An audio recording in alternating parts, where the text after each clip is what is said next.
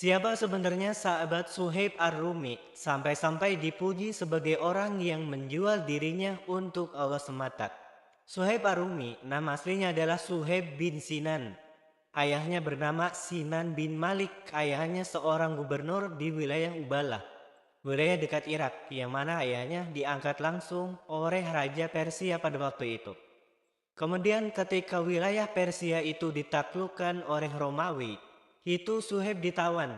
Dia umurnya sekitar 5 tahun, ditawan oleh orang-orang Romawi sehingga menjadi budak. Sehingga dijual dari satu pasar ke pasar lain, sehingga seumur hidupnya Suhaib ini itu besar di kalangan orang-orang Romawi, sehingga dijuluki sebagai Ar-Rumi. Dikarenakan cara bicaranya itu kental dengan bahasa Romawi, tapi aslinya dia orang Arab seperti itu.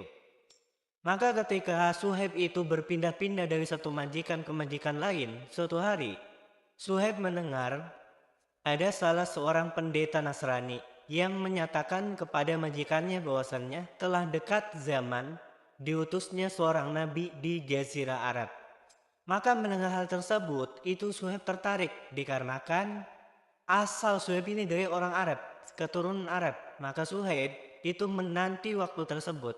Suhaib berpikir setiap hari bagaimana caranya dia bisa menuju Mekah untuk bertemu utusan tersebut. Hingga suatu hari Suhaib berhasil kabur dari kalangan orang-orang Romawi dari majikannya. Maka ketika sampai di kota Mekah, itu Suhaib tidak memiliki keluarga, tidak memiliki siapapun, tidak memiliki klan. Sehingga Suhaib itu bersumpah setia kepada Abdullah bin Jud'an.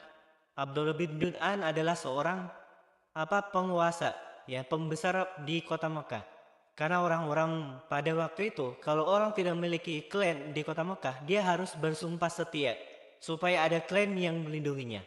Maka Suhaib pun meniti karirnya, berdagang, berjualan ke sana ke sini di kota Mekah, hingga akhirnya Suhaib ini menjadi salah satu orang yang kaya di kota Mekah. Maka ketika di satu perjalanan perdagangan itu Suhaib mendengar orang-orang membicarakan tentang Muhammad bin Abdullah telah diutus sebagai nabi. Karena pada waktu itu berita yang viral di kota Mekah adalah tentang Muhammad. Maka Suhaib pun bertanya, bukankah Muhammad bin Abdullah itu adalah orang yang dijuluki Al-Amin? Ya betul, dia Al-Amin. Maka Suhaib pun bertanya, di mana saya bisa menemukan orang tersebut? Maka orang-orang menjawab, di Darul Arqam, di rumah Al-Arqam. Tapi kamu harus hati-hati Suhaib. Kalau kamu pergi ke sana, kamu harus hati-hati karena banyak orang Quraisy yang akan memantau kamu. Dikarenakan kamu tidak memiliki klan, tidak memiliki pelindung, maka Suhaib pun itu bersembunyi-sembunyi menuju Darul Arqam. Maka ketika Suhaib sampai ke Darul Arqam, itu sudah ada seorang sahabat Ammar bin Yasir. Ya, di depan pintu. Maka Suhaib pun bertanya, ada apa kamu ke sini? Maka keduanya sering bertanya, aku ingin bertemu Muhammad. Aku pun sama, maka keduanya masuk ke Darul Arqam, dan ketika masuk itu mendengarkan Al-Quran dari Rasulullah. Ada ketika keduanya mendengar Al-Quran, itu cahaya iman masuk sehingga keduanya masuk Islam secara bersamaan. Sehingga keduanya Suhaib ini dan Ammar bin Yasir itu menuntut ilmu. Ya, setiap hari di Darul Arqam secara sembunyi-sembunyi, kemudian baru keluar dari rumah tersebut itu di malam hari, supaya tidak ada orang-orang Quraisy yang melihatnya. Hingga kemudian setelah 13 tahun Rasulullah di Mekah, maka Rasulullah kan hijrah bersama Abu Bakar. Suhaib itu pada awalnya ingin sekali hijrah ikut Rasulullah. Tapi karena Suhaib ini dipantau terus oleh orang-orang Quraisy, maka dia tidak bisa turun dari Mekah. Maka ketika Rasul sudah sampai Madinah, Suhaib di Mekah itu selalu rindu dengan Rasulullah. Bagaimana caranya bisa ikut hijrah ke Madinah. Hingga suatu malam yang gelap, yang dingin, itu Suhaib berkali-kali keluar dari rumahnya, keluar masuk, seperti orang yang mulas perutnya. Nah, maka ketika orang-orang Quraisy mengetahui hal tersebut, mereka mengatakan jangan khawatir. Suhaib sedang sibuk dengan perutnya, sedang mules, dia tidak akan kemana-mana. Maka ketika ada peluang, ini Suhaib Ar-Rumi, itu dia membawa pedang dan anak panahnya dan langsung pergi meninggalkan kota Mekah. Maka orang-orang Quraisy pun mengetahui hal tersebut, mereka itu langsung mengejar Suhaib dengan kuda yang sangat cepat. Sehingga Suhaib pun tersusul. Maka kuda-kuda tersebut itu berhenti di tempat yang tinggi. Jadi Suhaib dikepung, maka Suhaib pun mengatakan, demi Allah, Kalian mengetahui bahwasannya aku adalah pemanah yang handal. Apabila aku memanah setiap kalian, maka kalian tidak akan menyentuhku, melainkan kalian akan jatuh lebih dulu oleh panahku.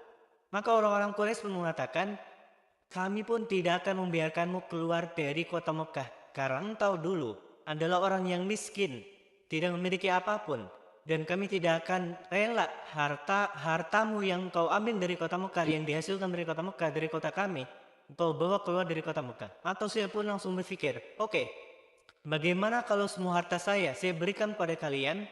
Ya, saya berikan tempat di mana saya menyimpan harta tersebut di rumah saya. Dengan syarat saya bisa pergi ke Madinah. Maka Suhaib pun memberitahukan hartanya. Jadi Suhaib meninggalkan semua hartanya. Hanya membawa badannya saja sudah selesai. Maka Suhaib pun berjalan ke Madinah. Melanjutkan perjalanannya tanpa ada rasa penyesalan. Sangat gembira. Dikarenakan tidak sabar ingin bertemu dengan Rasulullah. Maka ketika Suhaib ini sudah sampai di perbatasan, ya, di Kuba, itu kan dekat dengan Madinah.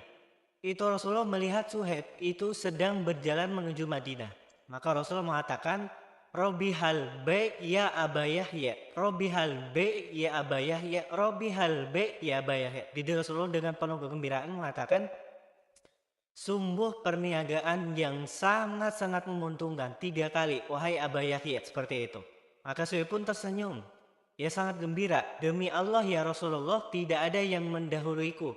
Maksudnya tidak ada orang yang mengetahui pesan tersebut.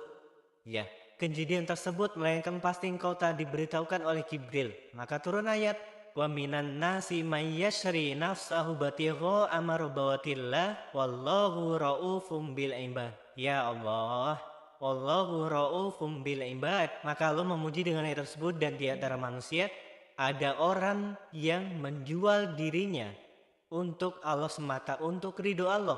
Kemudian Allah menyatakan wallahu raufum bil ibad. Allah menggunakan namanya Ar-Rauf, ya Allah. Jadi Suhaib ini salah satu orang yang menjual semuanya, dirinya, hartanya, semuanya hanya untuk Allah dan Rasulnya, sehingga Suhaib adalah orang yang mendapatkan ridho Allah. Dia menjual dunia dan seisinya karena dia mendapatkan akhirat selama-lamanya.